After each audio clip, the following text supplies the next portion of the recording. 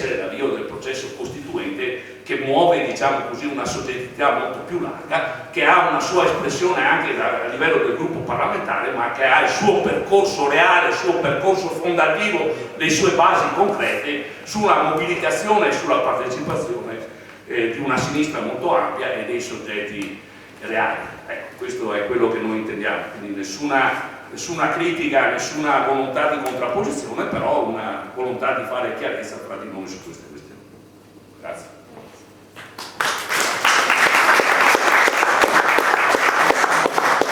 La parola a Dattore, che è stato uno degli artefici di questo passo, diciamo. Sì, grazie a tutti voi di questa presenza un sabato sera in ora anche avanzata. Io faccio qualche brevissima considerazione, saremo brevi anche per lasciare poi spazio a qualche domanda, interlocuzione con voi. Vi dico con molta sincerità le cose, noi siamo stati sorpresi anche da quello che è successo il 7 novembre, nel senso che l'idea che ci ha mosso è quella di dare un contributo, fare quello che potevamo fare per dare una spinta a un processo unitario. Lo hanno fatto i compagni come me che hanno lasciato il PD, che si sono posti il problema di come evitare quello che era successo nei mesi scorsi, per cui la fuoriuscita dal PD apparisse semplicemente come un processo di dispersione individuale. E lo ha fatto, secondo me, con grande intelligenza, generosità e lungimiranza SEL, mettendo a disposizione il proprio gruppo parlamentare e anche il proprio progetto politico a favore di un passo immediato, la costruzione di nuovi gruppi parlamentari. La reazione che c'è stata, sia quel giorno, il clima che si è creato, ma a me ha colpito ancora di più il flusso enorme di messaggi nelle ore successive, indica l'enorme aspettativa, l'enorme domanda che c'era e che c'è di un passo in avanti molto deciso sulla costruzione di una nuova formazione politica di sinistra. Per cui il 7, secondo me, abbiamo fatto anche, perfino al di là delle nostre intenzioni, secondo me, una scelta che ha messo in moto un'energia politica. Questa energia politica non è nella disponibilità esclusiva dei parlamentari che hanno dato vita a Sinistra Italiana. È un bene comune, io credo, di tutte le forze, innanzitutto sul territorio e dal basso, che si vogliono spendere per questo progetto. Il gruppo parlamentare non è il partito. Il partito dovremo costruirlo attraverso un processo di partecipazione vera che vive già nelle tante assemblee che si stanno facendo sul territorio e che poi avrà un suo primo momento di definizione a gennaio. A gennaio io credo dovremo stabilire alcuni principi semplici. Innanzitutto noi dovremo creare uno strumento che consenta a ciascun militante della sinistra di poter manifestare in maniera trasparente e limpida e individuale la propria volontà di aderire al processo. Perfettamente d'accordo, una testa, un voto, non ci sono pacchetti precostituiti, il processo non è una somma di sigle o di apparati, si parte rimettendo in moto un popolo in cui ciascuno deve avere la percezione e la realtà di poter contare. Quindi avvio di un processo di adesione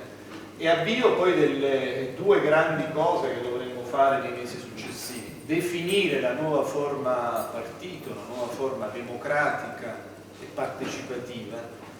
intrecciando elementi più tradizionali a cui sarebbe sbagliato rinunciare, come la presenza sul territorio, il radicamento sociale, le sedi fisiche in cui incontrarsi, con elementi anche di modernità, di innovazione, di uso dei nuovi strumenti che sarebbe sbagliato non attivare, non sperimentare. E poi un grande lavoro di scavo, di elaborazione culturale, di pensiero che doti la nuova forza politica di una propria visione del mondo. Noi abbiamo bisogno di un partito che non sia frutto di una congiuntura, di un'occasione, che non si definisca in negativo, che non tragga la propria ragion d'essere semplicemente dalla distanza da Renzi. È evidente che le forze di opposizione e chi ha lasciato il PD ha scolpito nella propria biografia il fatto di essere alternativo a questo progetto renziano e allo snaturamento anche che su tanti terreni è in corso del Partito Democratico, ma ciò che l'Italia, ciò che il mondo del lavoro, ciò che la sinistra si aspetta da noi non è semplicemente questo, non basterà definirci negativo, noi dovremmo mettere in termini positivi e costruttivi in campo una nostra visione e un nostro progetto. Dovremmo farlo, secondo me, fissando alcune caratteristiche fondamentali. Qui siamo in una fase diversa. Non si tratta di semplicemente dare vita a un tentativo di una sinistra più pura, più radicale, più identitaria. Qui c'è uno spazio molto largo, uno spazio plurale, uno spazio che definirei perfino di centrosinistra, uno spazio che ha nostalgie olivriste, che questo PD ha lasciato privo di rappresentanza. Non è semplicemente chi viene dall'esperienza dei partiti storici della sinistra. Oggi ci sono tanti pezzi del cattolicesimo democratico, sociale, dell'ambientalismo, dei movimenti, che rispetto a questa torsione neomoderata del Partito Democratico sono privi di interlocuzione politica. La nuova forza politica, se non vuole essere residuale, se non vuole essere marginale, se non vuole essere in sostanza funzionale al partito della nazione, a cui non dispiacerebbe, come dire, una sinistra marginale di testimonianza, deve avere questa ispirazione laica, plurale, deve presentarsi come una sinistra che punta a cambiare i rapporti di forza per riaprire una diversa prospettiva di governo in questo Paese. Una sinistra, secondo me, con un tratto popolare, non elitario, con una capacità di rimettere in campo un linguaggio, una semplicità, un'autenticità che possa ricreare una connessione sentimentale anche con tanti ceti popolari e subalterni che oggi rischiano di uscire completamente dal circuito della rappresentanza politica. Una sinistra che sappia cambiare il rapporto tra Italia ed Europa, una forza certo europeista, ma in grado di denunciare e di criticare in maniera molto incisiva la vera e propria espropriazione di sovranità democratica e costituzionale che questa Europa sta realizzando. Una nuova forza che sappia rimettere al centro la Costituzione come eredità vivente, come esito più alto della nostra vicenda nazionale negli ultimi secoli. La Costituzione non semplicemente come complesso di regole, ma come visione della società fondata sul lavoro, sull'uguaglianza, sull'universalismo del welfare,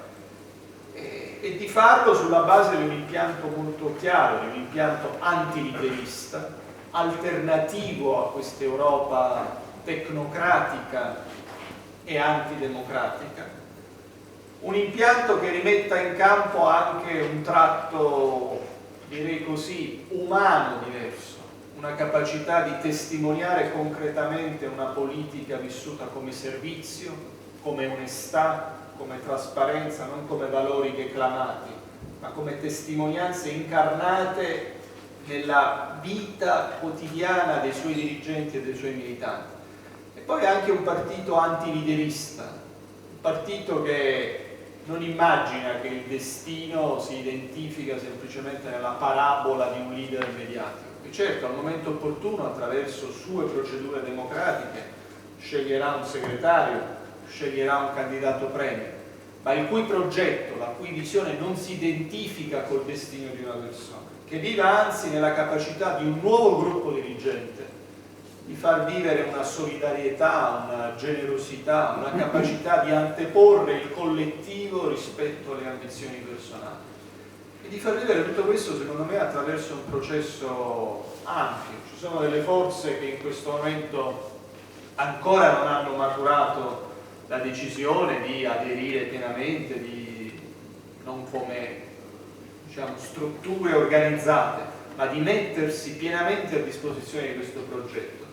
Io penso che noi dobbiamo avere chiarezza degli obiettivi, ma anche grande apertura. Penso che la forza che spinge all'unità sia più forte delle resistenze individuali che ci possano essere, e che alla fine chi saprà interpretare questa forza l'avrà vinta non in termini individuali, ma l'avrà vinta nel senso che sarà riuscito a interpretare e ad affermare una esigenza profonda. Quindi io immagino un grande processo partecipato, un grande processo appunto che non sia una somma di sigle, di partiti che danno vita a una federazione, ma che rappresenti un vero fatto nuovo nella politica italiana, un fatto che riapra la dinamica politica in questo paese, non una sinistra di testimonianza, ma una sinistra larga, inclusiva, che si propone il compito di restituire voce al mondo del lavoro, che dice no a chi predica l'indistinzione tra destra e sinistra, perché in testa che cos'ha? Ha in testa sostanzialmente di utilizzare i voti della sinistra, come è avvenuto nel corso dell'ultimo anno e mezzo, sostanzialmente per realizzare un impianto programmatico che negli anni scorsi è stato quello della destra. Una forza, e concludo davvero, che non si definisca in negativo, ma che torni a elaborare e ad affermare alcuni contenuti fondamentali di cultura politica, una forza che creda nell'intervento pubblico nell'economia, una forza che torni a parlare di politica industriale, di politiche attive contro la diseguaglianza, che rimetta al centro il valore universalistico della scuola, della formazione, del welfare, e che sappia anche essere attrattiva per una nuova generazione che c'è e, contrariamente a quello che pensiamo, non è semplicemente una generazione di disimpegno, di distacco. Ci sono tantissimi giovani attivi nell'università, nelle associazioni, e che se c'è un nuovo spazio politico in cui le capacità, la passione, l'impegno possono contare, potranno di nuovo diventare protagonisti di questa esperienza. Non sarà semplice, non sarà breve, non è una strada in discesa, dobbiamo sapere di essere controcorrente, ma io credo dobbiamo anche sapere di interpretare facendo questo un'esigenza profonda di questo Paese e della qualità della nostra democrazia, che ha bisogno di una nuova sinistra e di una nuova rappresentanza del mondo del lavoro. Grazie.